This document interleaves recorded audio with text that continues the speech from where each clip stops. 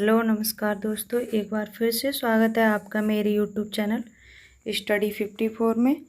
Dear friends, आज मैंने आपके लिए DFCCIL एग्जीक्यूटिव इलेक्ट्रिकल के प्रीवियस ईयर के क्वेश्चन सेलेक्ट किए हैं जो आपके एग्ज़ाम के पॉइंट ऑफ व्यू से बहुत ही ज़्यादा इम्पोर्टेंट हो जाते हैं।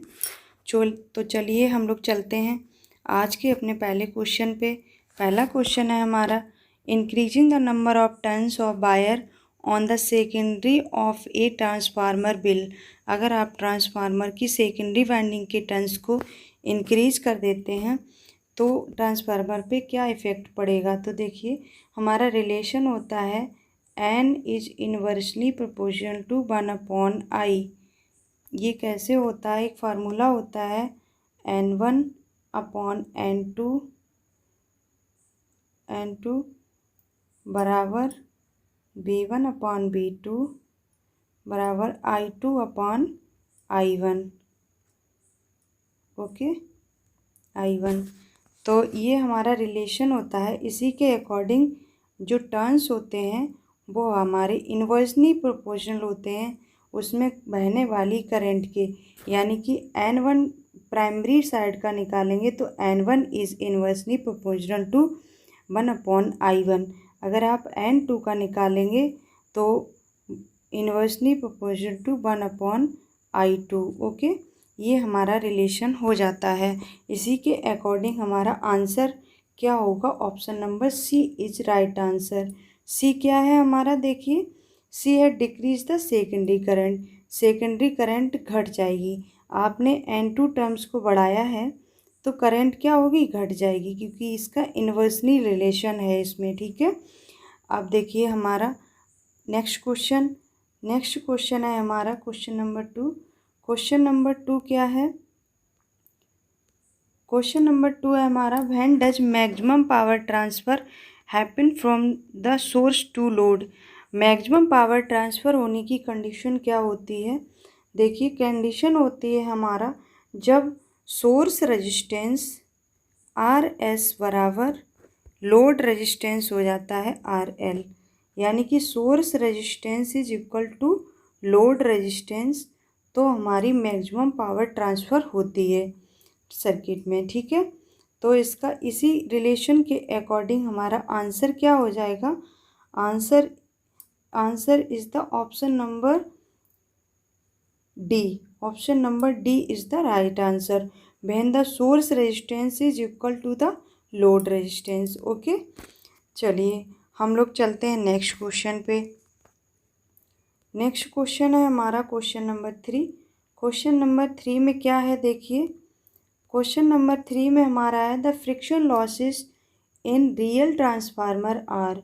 रियल ट्रांसफार्मर में हमारे फ्रिक्शन लॉसेस क्या होते हैं। तो हमारे रियल ट्रांसफार्मर में फ्रिक्शन लॉसेस 0 होते हैं। ठीक है, कोई फ्रिक्शन लॉसेस नहीं होता है, नो फ्रिक्शन लॉसेस, क्योंकि ट्रांसफार्मर में कोई भी रोटेटिंग पार्ट्स नहीं होता है।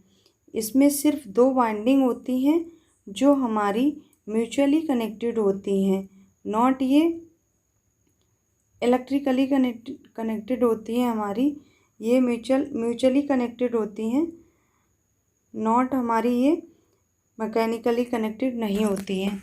तो इसीलिए इसमें क्या होता है कि कोई भी फ्रिक्शन पार्ट्स नहीं होता है, इसीलिए कोई रोटेटिंग पार्ट्स नहीं होता है, इसीलिए हमारा फ्रिक्शन लॉसेस क्या हो जाता है, 0 हो जाता है।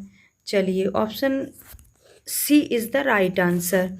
नेक्स्ट क्वेश्चन देखेंगे हम, क्वेश्चन नंबर 4। क्वेश्चन नंबर 4 हमारा क्या है,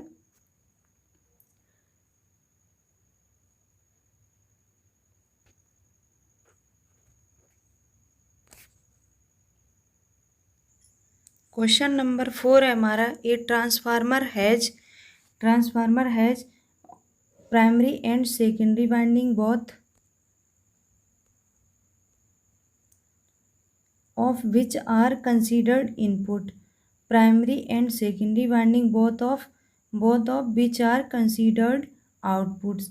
A primary winding used as a output and secondary winding used as a input. Option number C is the right answer, क्योंकि जो हमारी 2 वाइंडिंग होती हैं एक प्राइमरी वाइंडिंग होती है, एक सेकेंडरी वाइंडिंग होती है। तो जो हमारी प्राइमरी वाइंडिंग होती है एज ए इनपुट वर्क करती है, सेकेंडरी वाइंडिंग होती है एज ए आउटपुट वर्क करती है। ओके, तो हमारा option is C is the right answer. Okay, next चलेंगे हम क्वेश्चन नंबर 5 पे। क्वेश्चन नंबर 5 हमारा है a step up transformer. Step up transformer क्या है, देखिए, step up the level of frequency, step down level of current, option 1 and C only, या फिर ऑप्शन नंबर डी में क्या है, step up level the power. देखिए इसमें क्या है, हमारे A and B both are correct. Both are correct क्यों है, क्योंकि option number C is the right answer हो जाएगा हमारा। क्यों करेक्ट है, क्योंकि हमारा स्टेप अप ट्रांसफार्मर जो होता है वो हमारा लो वोल्टेज, क्या लिखेंगे आप, low voltage high current, low voltage high current को लो करंट, लो वोल्टेज और हाई करंट को हाई वोल्टेज और लो करंट में कन्वर्ट करता है। ठीक है, लो करंट में कन्वर्ट करता है, क्या करता है, लो वोल्टेज हाई करंट को हाई वोल्टेज लो करंट में कन्वर्ट करता है, स्टेप अप ट्रांसफार्मर। ओके, अब देखिए इसी के according step up the level of frequency, जब हमारी फ्रीक्वेंसी क्या होगी, ज़्यादा हो जाएगी। फ्रीक्वेंसी ज़्यादा क्यों हो जाएगी, क्योंकि इसका जो है लो करंट में कन्वर्ट कर देता है। जब करंट लो होगी तो फ्रीक्वेंसी ज़्यादा हो ही जाएगी। Step down the level of current, level current को कम कर देता है, ये मैंने बताया लो करंट में चेंज करता है। High voltage and low current में चेंज करता है। तो इसके अकॉर्डिंग ऑप्शन ए भी सही है, ऑप्शन बी भी हमारा सही है। चलिए हम लोग चलते हैं अपने नेक्स्ट क्वेश्चन पे। नेक्स्ट क्वेश्चन है हमारा क्वेश्चन नंबर 6। क्वेश्चन नंबर 6 क्या है, what would happen in a power transfer design for operation of 15 hertz and frequency were connected to a 5 hertz frequency source to the same voltage. हमने क्या किया है, पहले कोई ट्रांसफार्मर है उसको डिजाइन किया है 50 हर्ट्ज फ्रीक्वेंसी के लिए, लेकिन हमने सप्लाई उसे क्या दे दी, 5 हर्ट्ज की फ्रीक्वेंसी से उसे कनेक्ट कर दिया है, कहाँ, सोर्स पे उसके। तो उसमें क्या होगा, देखिए ट्रांसफार्मर क्या करेगा, अगर आप 50 हर्ट्ज के लिए वो बना है और आप उसे 5 हर्ट्ज की फ्रीक्वेंसी पे चलाएंगे तो क्या होगा, eddy current and hysteresis losses will be expressed, या ट्रांसफार्मर में स्टार्ट टू स्मोक, या फिर current will be too much low, या फिर नो इफेक्ट, कोई इफेक्ट नहीं पड़ेगा। कौन सा राइट आंसर है, देखिए राइट आंसर हमारा ऑप्शन इज बी। ठीक है, option number B is the right answer. क्यों है, क्योंकि आप जब वो हाई फ्रीक्वेंसी के लिए डिजाइंड है और उसे आप लो फ्रीक्वेंसी देंगे, तो जब लो फ्रीक्वेंसी देंगे तो उसमें से धुआं निकलना स्टार्ट हो जाएगा, कि उसमें शॉर्ट सर्किट वगैरह हो जाएंगे। तो इसी वजह से कोई भी हमारा ट्रांसफार्मर है तो इंडिया में हमारा 50 हर्ट्ज के लिए ही सारी ट्रांसमिशन लाइंस, डिस्ट्रीब्यूशन लाइंस सारी बनी हैं, और अमेरिका में हमारी 60 हर्ट्ज के लिए बनी है। ठीक है, तो हमारा option B is the right answer. चलिए नेक्स्ट क्वेश्चन देखते हैं। Question number 7। क्वेश्चन नंबर 7 क्या है, an ohm meter is connected across an inductor and the pointer indicates 0 ohm. The inductor is, जब ओम मीटर किसी इंडक्टर के across connect है तो उसका पॉइंटर क्या इंडिकेट कर रहा है, 0 ओम, 0 ओम की वैल्यू को इंडिकेट कर रहा है। तो द इंडक्टर क्या होगा, inductor is the short circuited हो जाएगा। जब वो 0 ओम रेजिस्टेंस बता रहा है तो हमारा इंडक्टर क्या करता है, जब आर की वैल्यू 0 होती है तो इंडक्टर हमारा as a short circuit behave करता है। और जब कैपेसिटर क्या करता है, सी की वैल्यू जब हमारी 0 होती है तो as a open circuit behave करता है।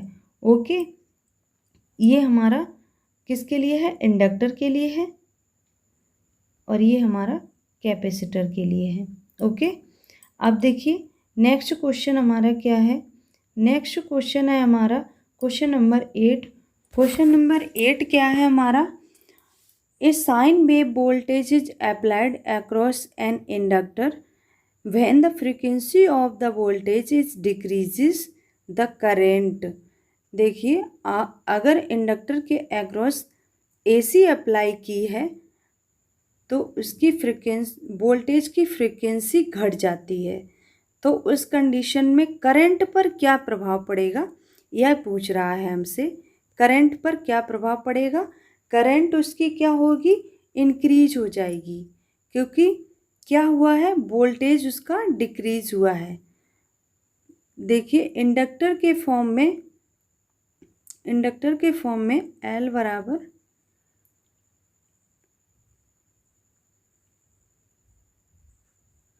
L जो है हमारा इन्वर्सली प्रोपोर्शनल होता है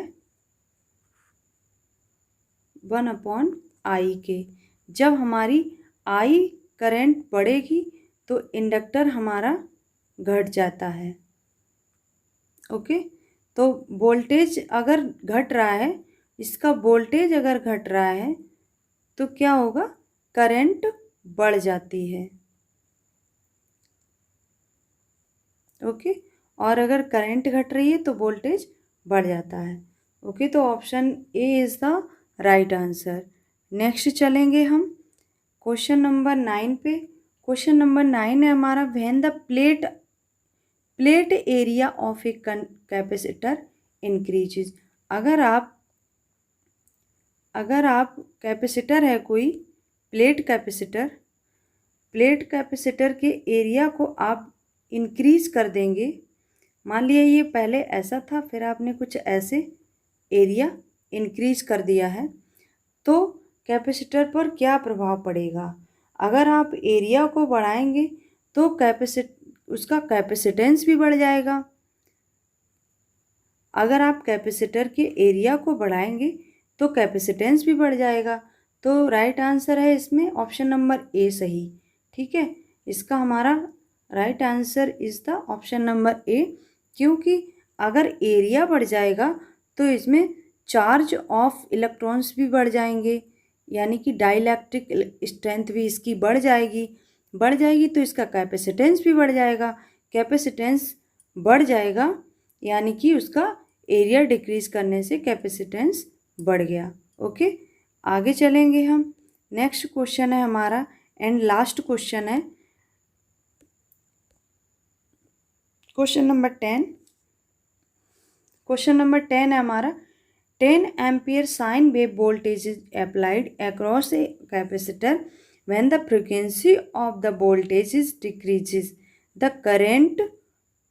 देखिए अगर आप कैपेसिटर के अक्रॉस साइन यानी कि एसी अप्लाई करते हैं तो क्या होता है कि वोल्टेज की फ्रीक्वेंसी घट जाती है।